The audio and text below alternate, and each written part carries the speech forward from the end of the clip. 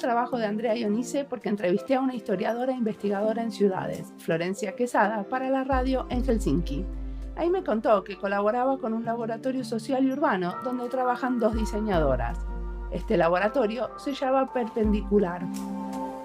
Andrea Valladares y Eunice Arango son diseñadoras guatemaltecas y trabajan promoviendo políticas públicas más inclusivas en el desarrollo de las ciudades. Proponen procesos participativos y creativos entre diferentes sectores, como el gobierno, ONGs y empresas. Escuchemos su historia. Mi nombre es Mariana Salgado y esto es Diseño y Diáspora.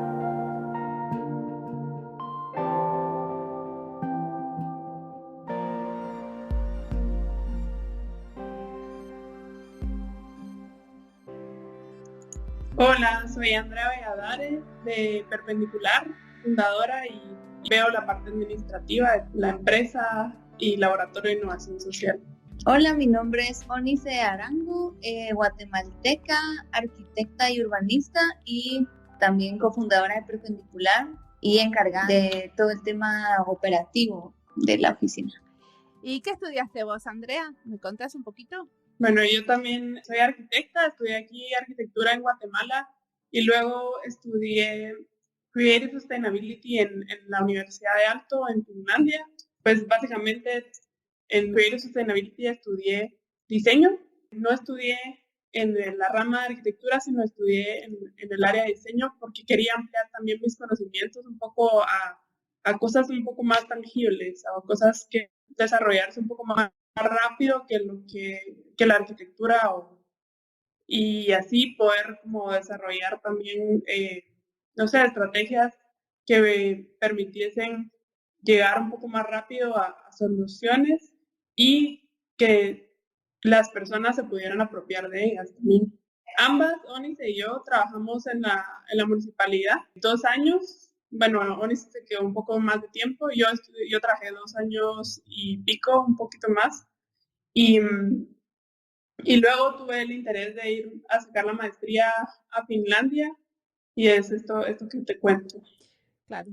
¿Y Perpendicular la habían creado antes que te fueras a Finlandia o fue ahora? ¿Hace cuánto existe Perpendicular? Fue después, exactamente al regresar de Finlandia. Bueno, todavía esperé a que Oni regresara también porque ella fue a estudiar a Holanda. Y entonces, a partir de que las dos regresamos a Guatemala, decidimos también empezar a desarrollar Perpendicular al ver que realmente no había ningún espacio como disponible para nosotros en donde pudiésemos aplicar lo que habíamos ido a aprender afuera, ¿no? No queríamos frustrarnos en estar ya sea en el gobierno o en otras áreas. Y por eso decidimos, después de muchas charlas, de entender que al final habíamos tenido como muchos conocimientos o metodologías similares que habíamos conocido en Finlandia y en Holanda, y quisimos venirlas a aplicar acá, ¿no? En Guatemala. ¿Qué estudiaste en Holanda, Eunice? Yo estudié, era una maestría de desarrollo urbano enfocado en desarrollo urbano estratégico, que básicamente lo que busca es, o su statement, por así decirlo, es todos hacemos ciudad y todos construimos ciudad. Entonces es la forma en que los artistas no son los que diseñan únicamente la ciudad, sino que son mediadores del hacer ciudad entre los distintos actores. Entonces, era básicamente aprender distintas metodologías, cómo mediar los distintos intereses, negociación y enfocado también a políticas públicas y sí, como desarrollo urbano. Entonces, eso fue. Perfecto. ¿Y ahora me quieren contar de algún proyecto del que estén muy orgullosas y les haya encantado? Bueno, en sí creo que el desarrollo Perpendicular ha sido algo de lo que actualmente estamos orgullosas porque ha sido como un proceso difícil, pero el primer proyecto que trabajamos fue el mapeo de riesgos en participativo, que era básicamente el proyecto se trataba de pilotear una metodología de mapeo de riesgos en asentamientos informales de la ciudad de Guatemala. Y la idea era que a través de estos pilotajes de 3 diferentes comunidades pudiésemos analizar y desarrollar una metodología que pudiese aplicarse en todos los asentamientos de Ciudad de Guatemala. En Ciudad de Guatemala hay más de 400 asentamientos informales y vivimos, la topografía es de barrancos y al final eso genera que haya condiciones de riesgo porque son en estos barrancos donde se ubican las poblaciones más vulnerables. Y no hay como, por la poca planificación en la que se ha desarrollado la ciudad, no hay pues control de cómo estos han ido creciendo y tampoco de cómo abordar las necesidades de estos asentamientos. Bueno, la idea de esta metodología era poder desarrollar como un proceso que diferentes organizaciones que trabajan actualmente en estos contextos pudieran desarrollar para colaborar de forma más fácil y tener datos que pudieran ser utilizados para la planificación de estos pues a nivel de ciudad y también a nivel de comunidad. O sea que ustedes, ponele que ustedes hacen este mapa, ¿cierto? Con diferentes comunidades de estos asentamientos y se dan cuenta que en un lugar hay más riesgo que otro. ¿Qué tipo de intervenciones hace la ciudad? ¿Quién está leyendo eso? ¿Qué es lo que pasa después de ese mapeo? Bueno, en este caso no se logró, digamos, hacer que la ciudad se comprometiera a hacer mayor cosa, sino más fue el proceso de empoderamiento de la comunidad, que también se hizo como consciente de su riesgo y la información, el mapeo, digamos, se les dio también a ellos. Aparte de la municipalidad, también se le dio a ellos. Y sí se preocuparon por algunos temas que se había identificado un área de riesgo social en términos de violencia y ellos querían, digamos, reducir ese riesgo poniendo más iluminación en estos espacios. Entonces, esas fueron una de las formas en que se apoyó o que se vinculó a la municipalidad. Fue difícil como involucrarlos a ellos dentro de la metodología porque también no querían como comprometerse a algo que no podían quizás abordar, ¿verdad? Entonces no participaron directamente ellos en los talleres participativos, solamente como receptores de la información al terminar los procesos, ¿verdad? Claro, o sea, ustedes los invitaron a ser parte de estos talleres participativos. Sí, digamos, quizás ahí un poco la idea era poder, digamos, hasta cierto punto también esta metodología nace por la falta de conciencia de conciencia del riesgo de los pobladores en sus territorios y cómo estos pueden, en vistas de un estado ausente, muchas veces como estos pueden de alguna forma mitigar sus riesgos.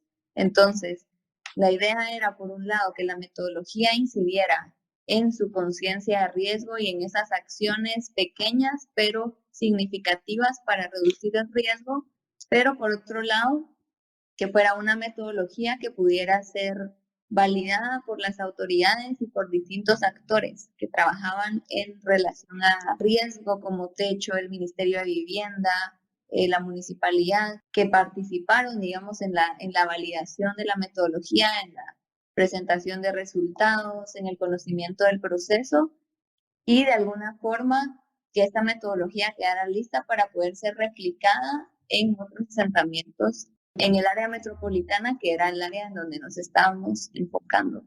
Claro, y este trabajo, ¿quién lo comisionó? ¿Quién se los pidió? Nadie. Fue una aplicación que hicimos a un fondo latinoamericano de innovación relacionado con tecnología que se llama Frida LACNIC en Uruguay y principalmente se enfocan en desarrollar tecnología que pueda ayudar, bueno, o en apoyar tecnología que pueda ayudar a resolver problemas sociales. Entonces, tomamos esa oportunidad, esa convocatoria que vimos y pudimos tener un fondo pequeño para poder hacer este pilotaje que en términos de tecnología incluía una foto de dron ¿verdad? Una foto satelital que permitía tener un mapa actualizado de la comunidad, que un poco el problema a veces en estos asentamientos es que básicamente hay los terrenos son como muy empinados, entonces casi que las casas están una encima de otra, por decirlo así, ¿verdad? Podemos ver en cualquier fotografía de favelas, ¿verdad? O sea, lo mismo pasa aquí. Claro. Algo tal vez que es importante mencionar también es que en Perpendicular nosotros trabajamos de dos formas, digamos. La primera, realizando proyectos y construyendo proyectos que nosotros, como conocedoras de la metrópolis y como urbanistas, digamos, planteamos que son proyectos que nosotros realizamos desde el inicio hasta el fin. Son proyectos que buscan colocar ciertos temas importantes para el desarrollo de la ciudad sobre la mesa, que buscan incidir hasta cierto punto en la forma en que se trabaja la ciudad, en la que se ve la ciudad, en la forma en la que la sociedad se involucra en la resolución de estas problemáticas. Y la otra forma es cuando pues hay gente o organizaciones que nos piden trabajos muy específicos que los realizamos, pero principalmente lo que nosotros queremos es el tipo de mapeo digital. Por eso me imagino que Andrés escogió ese como para contar como uno de nuestros proyectos como más emblemáticos, porque es lo que queremos hacer. Queremos hacer ruido acerca de proyectos. Nos ha pasado también con el tema de huertos urbanos, nos ha pasado también con el tema de desechos, que son proyectos o temas que nosotros queremos sacar y poner sobre la mesa e incomodar hasta cierto punto para que ya si ya son tocados puedan también abordarse de distinta forma o proponer distintas formas de abordar estas problemáticas en la ciudad, de que sea algo que se empiece a discutir no solo en los grandes espacios de pensadores y academia, sino que traerlo también al territorio, ¿verdad? Un poco como desde la base, empezar también a construir soluciones, no solamente desde la academia, desde arriba, que muchas veces es algo también un poco más lento y con poca incidencia en las comunidades. Pero aparte yo supongo que tener financiación externa de estos organismos latinoamericanos les da mucha autonomía. Tienen la capacidad de elegir con quién y a dónde hacen esos mapeos, ¿cierto? En ese caso fue así, ¿verdad? Lo más importante del proyecto que tuvimos esa autonomía de no tener como a otra institución que nos dictara por dónde tenía que ir el proceso, sino era nuestro planteamiento, y también nosotros fuimos igual variando algunas de las cosas que al final terminamos también con la metodología probada en 3 comunidades, se pudo replicar en una cuarta, se tiene ahora pues un manual para poder replicar esa metodología en más comunidades. Hicimos una alianza también con otra organización que estaba trabajando este tema en México y que básicamente unimos fuerzas en el sentido de usar la misma metodología. Entonces también ellos han desarrollado mapeos en México, ¿verdad? Entonces no solo se ha hecho en estas 4 comunidades, sino en otras. Y también todos los talleres están facilitados, por decirlo así, en una app, en una herramienta en el teléfono que te permiten ir facilitando el taller de alguna forma para que no se te olvide nada, ¿verdad? Entonces, también se pueden hacer como encuestas por el teléfono, ¿verdad? Y una de las partes del mapeo es hacer un censo socioeconómico de la comunidad. Entonces, todas estas encuestas y esos talleres están estructurados en la aplicación, y esto permite pues que no solo Perpendicular o el Observatorio del Derecho a la Vivienda en México o, no sé, Techo, que fue también uno de nuestros socios acá, sean los que usan esa metodología, sino puedan ser como cualquier organización que tenga alguna relación o que piense trabajar con una comunidad en riesgo, ¿verdad? Me cuenten un poquitito más de esta metodología porque no entiendo muy bien cómo ustedes hablaron de una foto satelital y también hablaron de unos videos hechos con drones y también hablaron de talleres que hacen con la población. ¿Cómo se conecta todo esto? ¿O cómo es? Pues mira, la metodología inicia con un acercamiento a la comunidad, primero con los líderes comunitarios, ¿verdad? Tenemos como una reunión de validación de que ellos quieren realizar este proceso para conocer mejor su comunidad y para hacerse conscientes del riesgo en el que viven. Y luego se genera un vuelo de un dron, pero esto no es para un video, sino principalmente para la generación de un mapa. Luego se hace un censo socioeconómico, que básicamente es ir casa por casa preguntando los datos de cada persona, de cada vivienda. Y luego se hacen 3 talleres. El primero es donde se mapea la infraestructura de la comunidad. El segundo se mapean las amenazas, digamos, todas aquellas, por ejemplo, tormentas, incidentes volcánicos, temblores, todo lo que haya sucedido en la comunidad o que haya algún riesgo. Y luego se hace un análisis con la comunidad de sus capacidades y de los riesgos. Esto quiere decir que no solo evaluamos, digamos, esas cosas negativas de la comunidad, sino también las cosas positivas para ver cómo ellos pueden resolver y abordar sus riesgos. Y finalmente, digamos, aquí en Perpendicular desarrollábamos unos documentos que nos permitían también regresar la información a la comunidad y entregarles a ellos el documento. Esta información un poco, digamos, seleccionada, no toda se subía a una plataforma que realmente todavía está en proceso, pero que la idea en concepto es poder subir esta información a la plataforma y que esto permita tener datos comparables a nivel metropolitano, ¿verdad? De diferentes asentamientos y priorizar acciones municipales o del gobierno. Ustedes hablaron como los componentes de riesgos, como todos eran como fenómenos naturales, ¿no? Temblores y tormentas. Pero en Guatemala ustedes aparte no tienen pandillas, maras. Sí, digamos, dentro de la metodología es interesante porque nosotros empezamos el proyecto con la visión de entender los riesgos desde las comunidades, porque riesgos territoriales desde las comunidades, porque hay a veces organismos de gobierno que te dicen, bueno, todo esto es de riesgo y ahí viven más de 400 asentamientos y más de 1 millón de personas, básicamente. Entonces, si el Estado no tiene políticas de vivienda, digamos, tú no puedes solo venir a decir, bueno, todas estas personas se van y porque están en riesgo, sino que la idea también era ir un poco más a profundidad y conocer si realmente todas las comunidades deberían de ser desalojadas, digamos, o algo así, sino que conocer realmente el nivel de riesgo de las comunidades también. Entonces, empezamos solamente con la idea de poder hacerlo a nivel territorial, pero cuando llegamos a la primera comunidad a aplicar la metodología que teníamos, lo primero que salió fueron los riesgos sociales, ¿verdad? Porque son los riesgos que vive la gente día a día, los robos, las extorsiones, incluso algunos problemas sociales entre vecinos.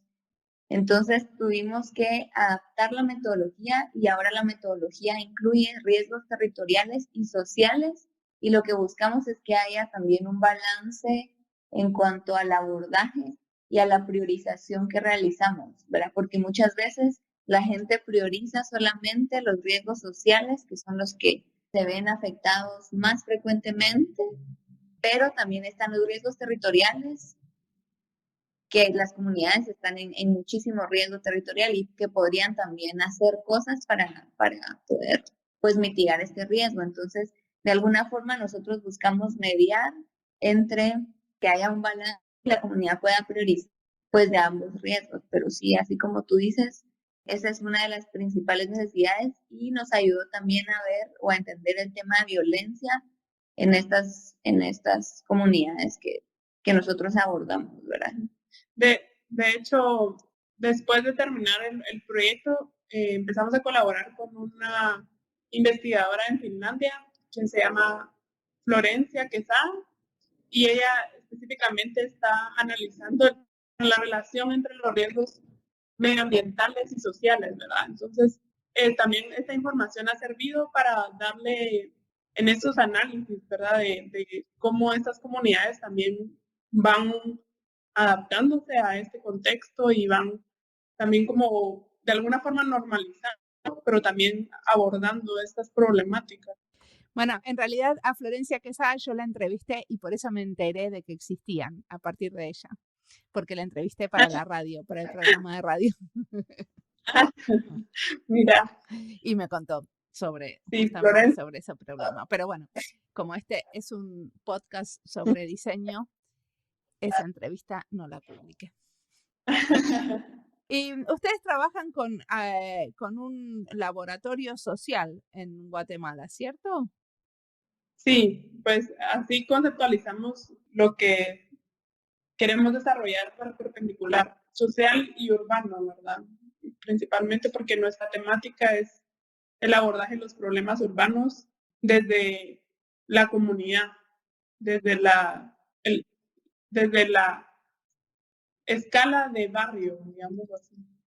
Ah, ok. Ustedes son un laboratorio, entonces ustedes se autodenominan un laboratorio social. Uh-huh. Laboratorio por la parte experimental en que trabajamos en cada proyecto, ¿verdad? Y también en temas de innovación que intentamos buscar también que cada proyecto tenga ese componente y de forma también desde cómo visualizamos los proyectos, y eso nos permite comunicar mejor hacia la diferente población con la que queremos trabajar, hasta también cómo desarrollamos la estrategia del proceso, ¿verdad? ¿De qué manera es experimental?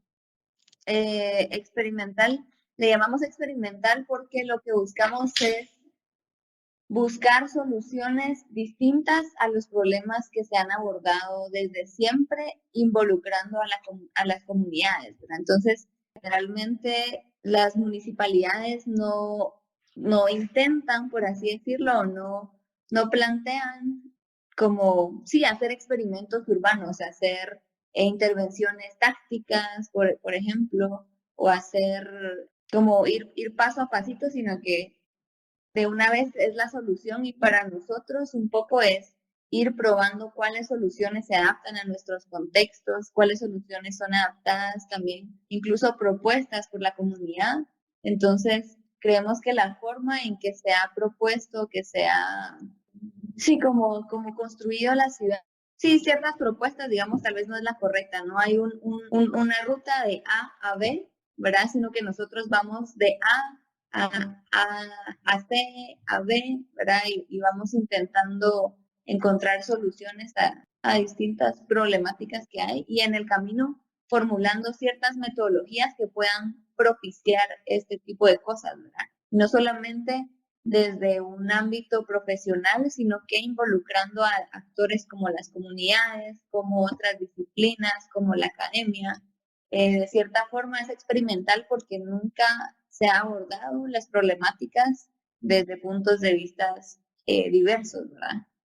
Claro, y teniendo todos estos diferentes actores, como teniéndolos a todos en la misma mesa, ¿no? Como la academia y las comunidades. Sí, bueno, aquí en Guatemala no lo hemos logrado hacer, y tenemos una pequeña experiencia donde hemos estado en la misma mesa, pero principalmente, por ejemplo, este proceso de mapeo no lo decidimos así también porque veíamos mucha resistencia a ese vínculo entre comunidad de las municipalidades con las comunidades, porque temen que les lleguen como a hacer una lista de pedidos, todo lo que necesitan, ¿verdad? Y la comunidad también, de alguna forma, pues cuando está algún grupo de cierto poder, al tener la camiseta de perpendicular, era un poco más fácil acercarnos, ¿no?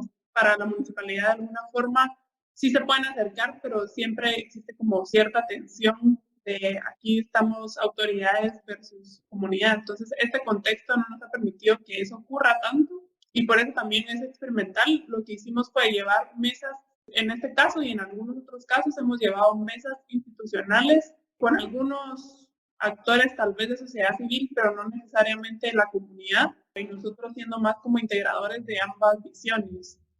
Pero también ha sido como, creemos como un paso que en este momento ha sido como más real en el contexto, ¿verdad?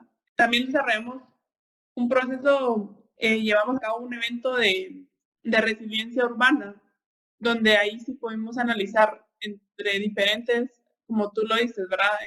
Ahí ya pudieron participar comunidades y instituciones, organizaciones de sociedad civil en trabajar algunas visiones, pero tal vez no estaba como tan arraigado a una comunidad específica, ¿verdad?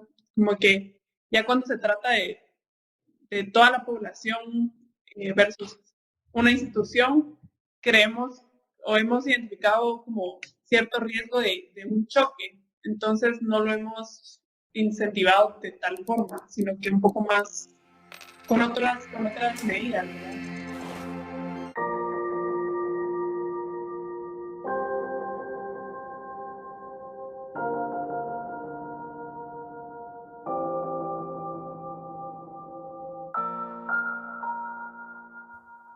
Cada persona tiene su recorrido y su manera de encontrar cómo puede contribuir en esta vida. ¿Se acuerdan de la frase donde se cruzan tus talentos con las necesidades del mundo, ahí está tu vocación? La frase está buena porque nos recuerda también que uno de nuestros talentos es saber navegar ciertas realidades. Y si uno es de un lugar, le resulta más fácil navegarlo. Por eso me encantó entrevistar a Andrea y Eunice, que se fueron a vivir fuera de su país natal y volvieron a armar un proyecto en una parte del mundo con muchas necesidades. Vivieron en la diáspora y se dieron cuenta que la verdadera contribución la podían hacer desde Guatemala. Sigamos escuchándolas.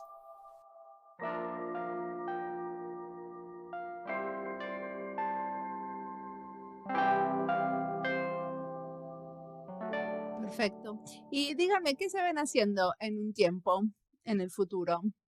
¿Cómo ven que Perpendicular va a crecer y el trabajo de ustedes se va a desarrollar? Bueno, pues recientemente justo estamos en el proceso de empezar a realizar o a formular una asociación de innovación urbana y social. Y la idea es, como nos vemos básicamente, es quizás un equipo más grande, multidisciplinario, que siempre lo hemos querido ser, digamos un equipo fijo, pero realmente pues por ser una iniciativa nueva, por que trabajamos mucho por proyectos, ¿verdad? Y no tenemos tal vez un financiamiento más grande y continuo, digamos que ha sido una de nuestras dificultades, pero al hacer la asociación creemos que pues esto va a cambiar y lo que queremos hacer es convocar a distintas profesionales que se han acercado de una u otra forma a Perpendicular para poder empezar a generar contenido también crítico, ¿verdad? Nosotros buscamos hacer investigación aplicada, ¿verdad? Entonces, al mismo tiempo que realizamos eventos o estas intervenciones o aplicamos estas metodologías en las comunidades, también la idea es recopilar datos de las problemáticas que estamos trabajando y poder de alguna forma incidir, repensar y poner sobre la mesa estas temáticas, ¿verdad? Que era lo que ya hablábamos antes, pero hacerlo con más fuerza, ¿verdad? Y ser al final una organización que pues proponga y también de cierta medida critique o incida en la forma en que se construyen las políticas municipales, en la forma que incidir también en política pública. Pues sí, buscamos incidir también en la forma en que la sociedad se empieza a involucrar en el hacer ciudad.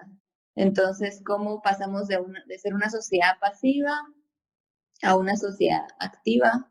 Sí. Y no solo con motivación no solo con la idea de empoderar a las personas a ser parte de los procesos o de la participación, sino también con el proveer espacios dentro de la planificación urbana para que las personas y la comunidad pueda participar.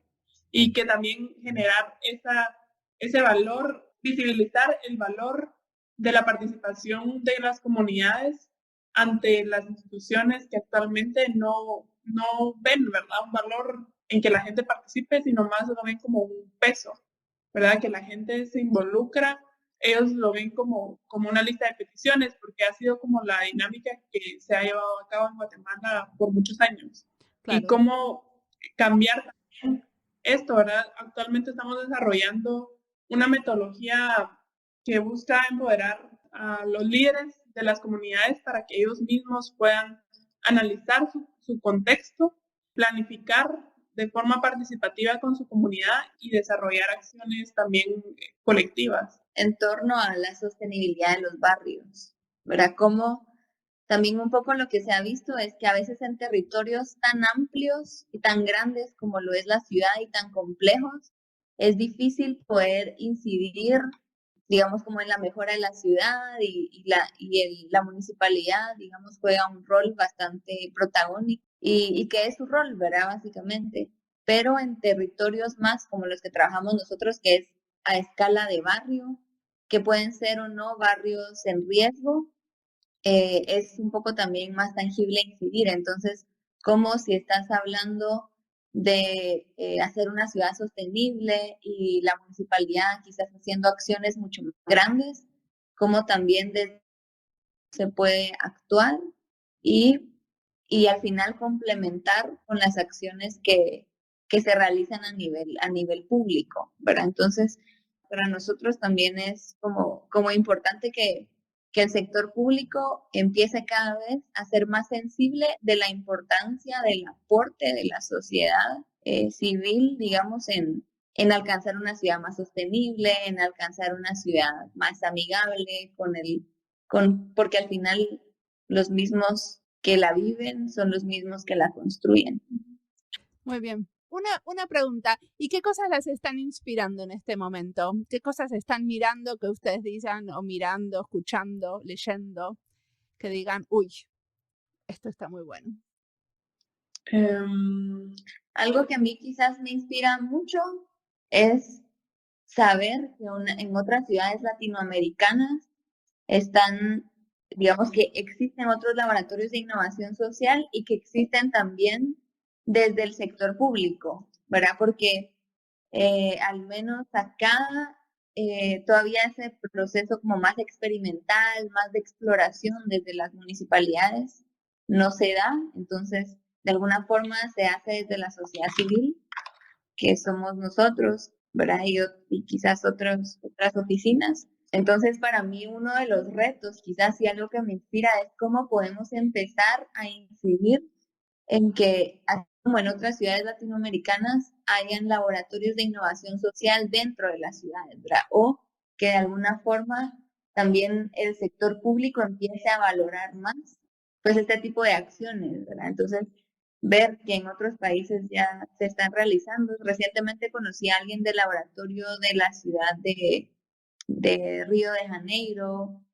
También conocemos y tenemos contacto con el laboratorio de la Ciudad de México.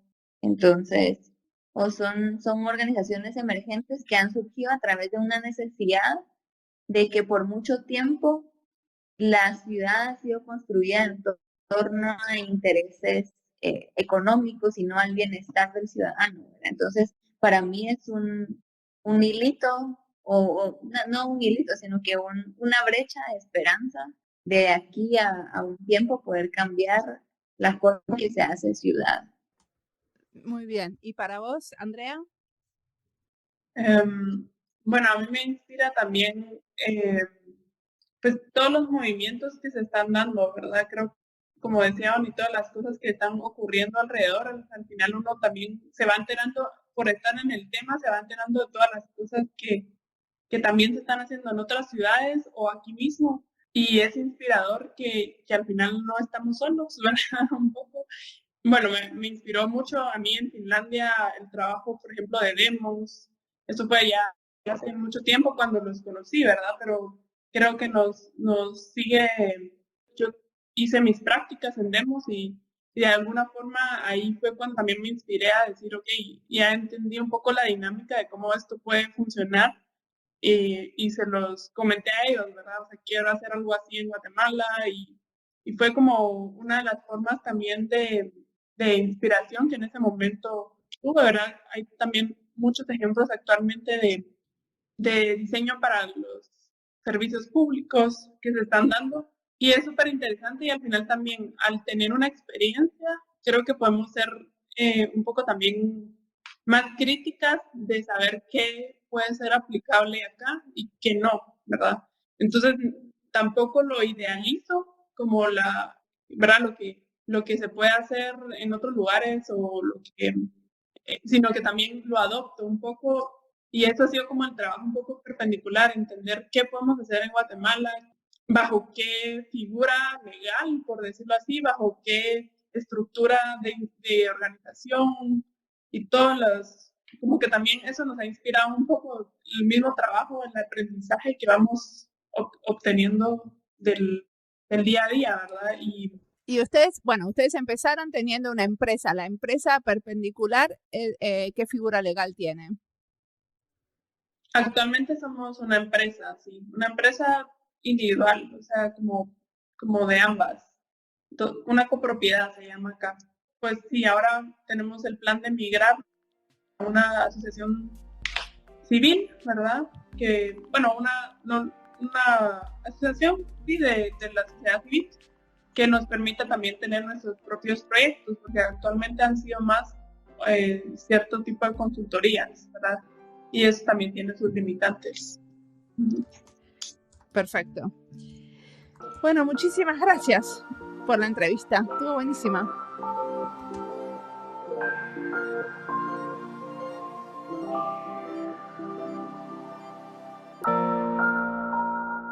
Andrea y Eunice cuentan que en Guatemala los laboratorios de innovación social funcionan en el tercer sector, no en el sector público. A ellas les gustaría ver este tipo de trabajo también hecho desde el gobierno.